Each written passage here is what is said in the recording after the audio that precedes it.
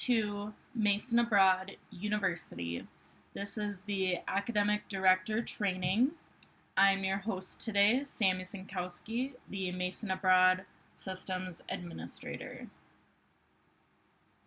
A little bit about me. I became a part of the GEO family in 2019, and I'm the main point of contact for all things MasonAbroad.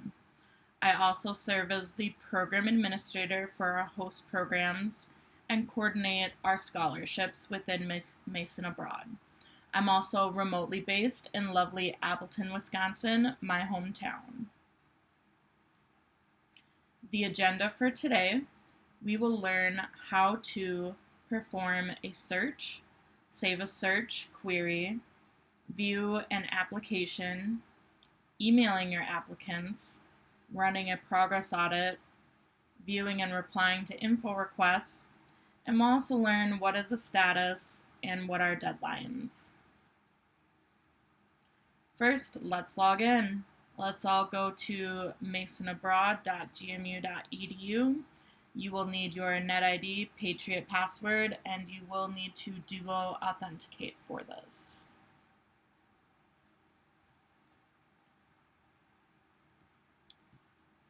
From the MasonAbroad website, we will click on the yellow login button. From here, we will click on Mason NetID Login. Should bring you to this page where you will put in your NetID and password. Click on Login. Duo authenticate.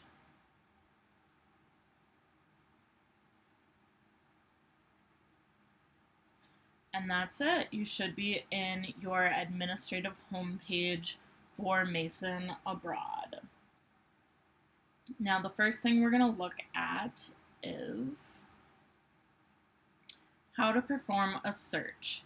To perform a search, you can do this from the black navigation bar on your administrative homepage. So we'll go to the Applicants tab, and we'll go to Search. From here, you can search by your applicant's name, the program name, and program term. Each academic director will only have access to their specific program, so best thing to do is just search by the program term. Most of you will be or are winter break academic directors. Some of you are spring break or spring semester. Just find your correct term. So we're looking at spring break 2023 in this example, and then click on the yellow search button. As you can see, I am the academic director for our Test Belize program for MasonAbroad University, and from here you can see all of my applicants for my winter break 2023 program.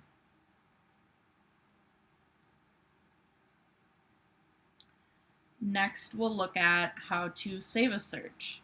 We've already done the search, and at the bottom, you have this area that says Save Search Query.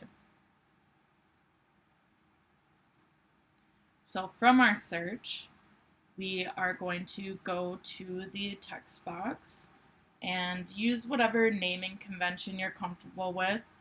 I use W23. And then I type in the program location and then apps. And then we'll click on Save Search. Now you'll see that saved search, which is also called a query, now shows up under your queries and reports on your administrative homepage. With this saved query, you won't have to run this exact search really ever again. If you ever want to go back into that saved search, you can just click on the search query, saved query, and it'll bring you back to your search results. What's great about saving a search like this is if you have new applicants, they will show up in this search. The only time you will not see applicants in the search is if they withdraw. To see withdrawn applicants, we can go back to our applicant search. We will select the program term, winter break 2023. And then at the bottom here, I'm going to check include withdrawn applicants. And then search. If I had withdrawn applicants, they would now show in this search.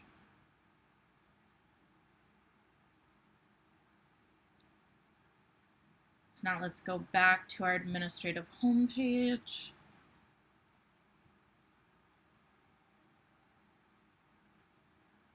Now that we have saved a search and it shows up in our saved queries, we're going to look at how to view an application. This image here is an application for applicant Sasha May, as you can see.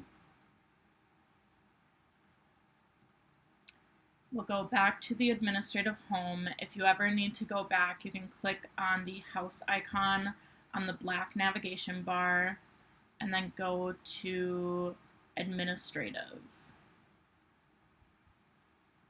From administrative home, you can again click on your saved query. And then the application I'm going to look at is Sasha May.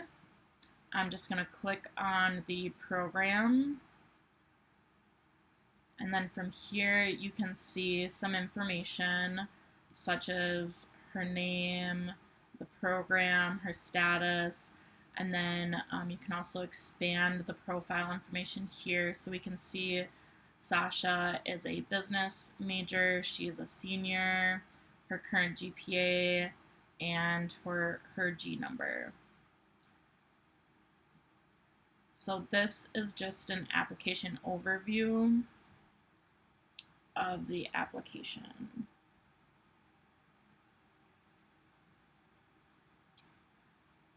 For the application, the key areas we're going to focus on are the profile button, the email button, questionnaire, and materials button.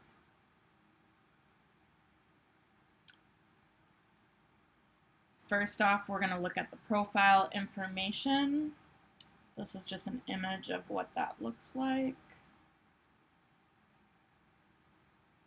From the application, we can click on that button. And here you will be able to view some identifiable information on your application, on your applicant.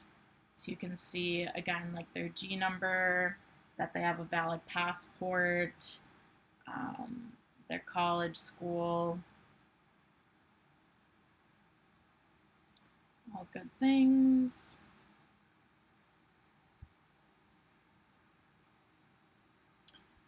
Next, we're going to look at the email tab, the email button. From here, we can use the system email form. We can use a local email client program to open the email, or we can view their email log for the applicant. So we're going to click on the email button now. From here, if you just want to send an email to Sasha, you can click on Use System Email Form. It will bring up this email area where you can input a subject and write your email and click on Send.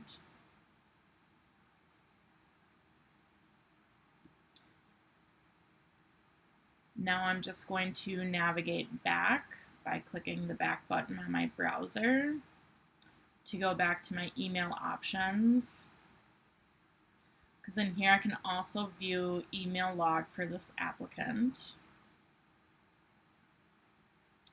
So for example, this applicant opened their email today, or opened their application today. So I can click on that email and I can see exactly what was sent to Sasha. Information regarding the application, financial aid, what to do after acceptance, VA benefits information, withdrawal refund policy information, and if they have any questions, where they can locate us and contact us. From here, I can navigate back, or I can just click on that email button again. The other option is to use a local email client. So if you have Outlook on your computer, it will link to your Outlook and open an email through that application.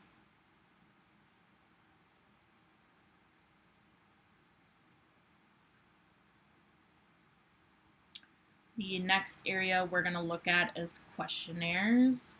As you can see from this image, we have different application phases. So you can see that we have pre-decision and post-decision. Pre-decision are items that need to be completed prior to the application deadline. Once the applicant is in accepted status, these post-decision areas, questionnaires in this case, will become available. So if we click on the questionnaires button, we can see the questionnaires that we have access to. If this applicant had completed any of these questionnaires, they would highlight green. So we can see that this questionnaire isn't completed because it is not highlighted green. It'll also show a received by date next to it.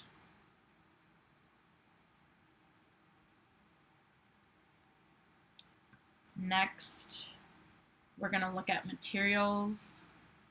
Materials can be physical materials that they need to submit, or in most cases, they are digital signature documents, and we also have payment materials in this area. So you can see from this image, we have the pre-decision materials that are required for this applicant. You can go back into the application and click on the materials button. On all of these materials, you can click on the actual material and it'll open up and you can see what the applicant sees.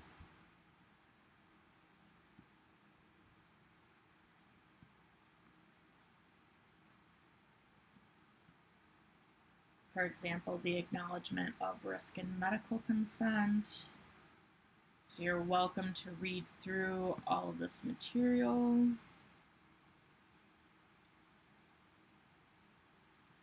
Once an applicant has been moved to accepted status, the post-decision materials will then become available. If you see internal use in parentheses, these items aren't visible to the applicant. These items are just for, like they say, internal use. So when our finance manager posts charges to their student account, they check off that this has been received, and then you'll be able to see what date those charges were posted. Same with their pre-departure orientation attendance. You can see if they attended, and then we have some signature documents.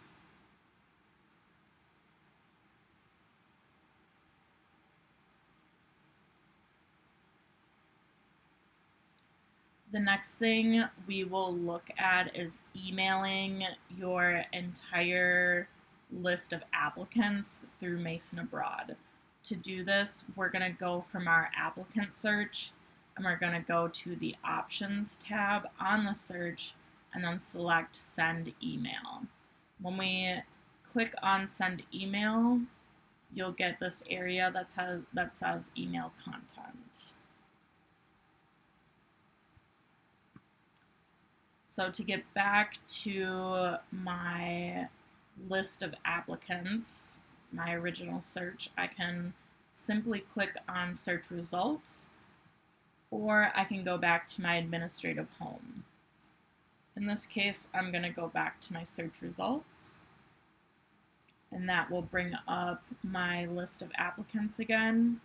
If I want to send them an email just welcoming them to the program and sending them reminders to complete their application by the application deadline, I can do that from this options tab. First option is send email. From here, I can create a subject, test, welcome to Belize Winter 2023. And then from here, I can say, dear participants, welcome to the Winter 2023 Belize program. We're excited to have you join us. Looking forward to meeting you all. And then you can sign it, and then you can send it. And once it sends, you can see, we'll just send this. It'll say, are you sure you want to send an email to the select users? And then it'll say an email was sent to the following recipients. We can go back to our search results. To see that the email went through, we can click on any of the applicants. I'm just going to go back to Sasha for this example. I'm going to click on email and then view email log for this applicant. And then you can see that that email I just sent out, test, welcome to Belize Winter 2023. And then you can see the email. Simple as that.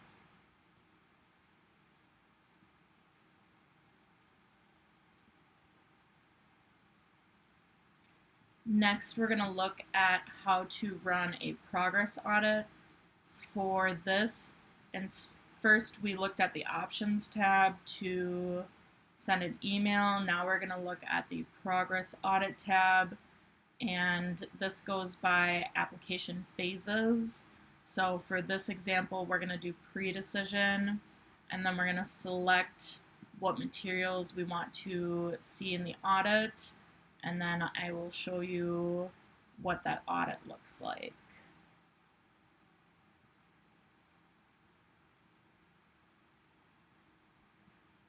I'm going to go back to our search results to get our applicant list. Like I said, we're going to click on progress audit. I'm going to click on pre-decision. For this example, I want to know if they've signed their risk and medical consent, and if they've submitted their deposit and their passport status. And then I'm just going to click on next. And then from here, I can see I have some pretty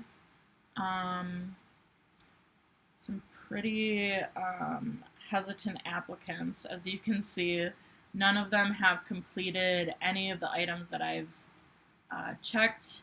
If, for example, Tyler had completed the application deposit, this would show a check mark, and you'd be able to see that that was submitted.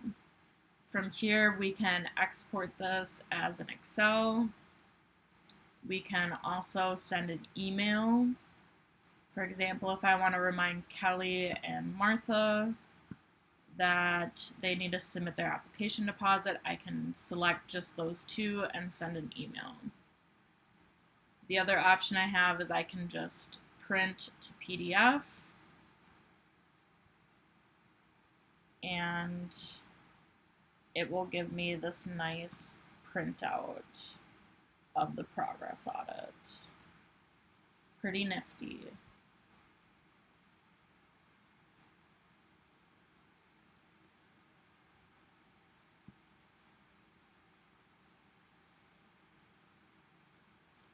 Next, we are going to look at the info requests.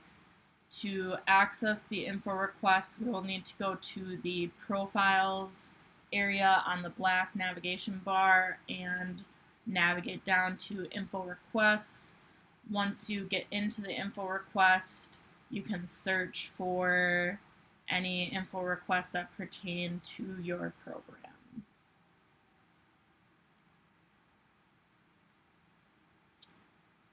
So I'm going to go to the profiles area. I'm going to go to info requests. And then I can see, oh, look, there is a info request for my Belize program. To open the request, you'll want to open it under subject. If you do click on the target, it is linked to that program specifically. So we'll open up your program brochure page. So you want to make sure you click on the subject. So I'm going to click on test info request. From here, I can see the message. Hi there, I'm interested in learning more. Best, Sammy. To reply to this, I'm just going to simply click on reply to request. And then this will bring up an area that I can reply in. I can put in any internal notes, and then you just want to click on submit. So I'm just going to say, hi there, thanks for your interest in this program. It's going to be great. Best, Sammy. And then I'm going to submit. And now, next to that info request, it'll show what day that info request was replied to. So now I can click on the reply, and it'll show the reply message. To go back, I'm just going to use the back button on my browser. If you had a program that, or say your program administrator replied to your info request before you could get to it, a good example of that would be, for example, if yours was let's go to another page. Say you are running the Kenya Wildlife Program. I can see that it was replied to on 8/23. I can open that, and I can see that Boris did in fact reply, and that he responded via email.